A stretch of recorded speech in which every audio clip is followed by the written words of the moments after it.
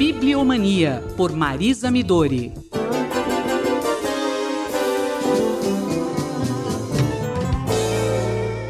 Professora, um dos grandes editores europeus do século XX foi o alemão Kurt Wolff. E, recentemente, saiu algo a respeito desse editor, não é isso mesmo? É isso mesmo, Roberto. Acaba de ser lançado no Brasil o livro de memórias de Kurt Wolff, Memórias de um Editor.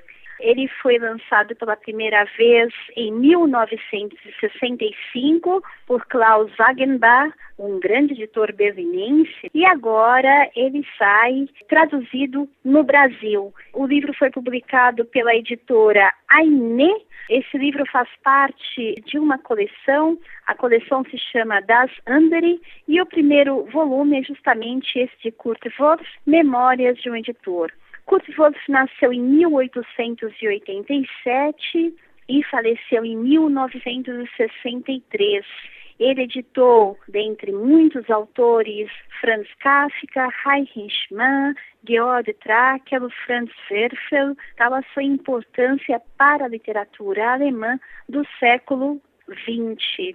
Como todo livro de memória, não é? Ele se volta para a história miúda do dia a dia, o contato com os autores, mas a partir desta história miúda nós vamos entrando um pouco no que é a cultura da Alemanha anterior às duas guerras, não é? E depois também as formas ou as estratégias de sobrevivência, não é? Desse editor. Esse editor, ele atuou numa importante cidade do ponto de vista da história do livro, não é? Da Alemanha, que foi justamente Leipzig. Leipzig era chamada já no final do século XVII como a cidade dos livros. Ela concorreu por muitos séculos com Frankfurt mais ocidental e Leipzig na porção oriental. As duas tinham as duas importantes feiras livreiras. Professora, uma curiosidade. Como Wolff se refere ao escritor tcheco Franz Kafka? Essa parte é muito interessante. Talvez o capítulo mais saboroso, não é, do livro seja este dedicado ao autor de Metamorfose, ao Franz Kafka.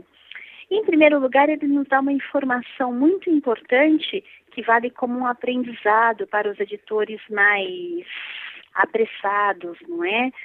No sentido dos ganhos do mercado. Ele diz o seguinte, que o pobre Kafka vendia muito pouco.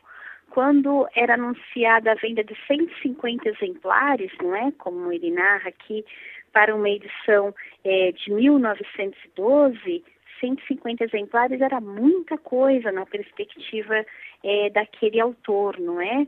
Mas ele se sentencia no auge da sua maturidade. Os autores que vendem pouco no início, mas que realmente têm substância, são aqueles destinados a se tornarem clássicos, não é?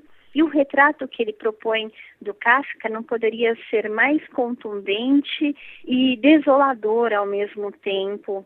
Por quê? Porque o Kafka, ele praticamente se esconde, não é? Quem propõe uma reunião é uma espécie de agente literário, a von Lettre, que é um amigo do Kafka que se chama Max Brod. É ele que fala o tempo todo, ele elogia o Kafka, apresenta os manuscritos, etc.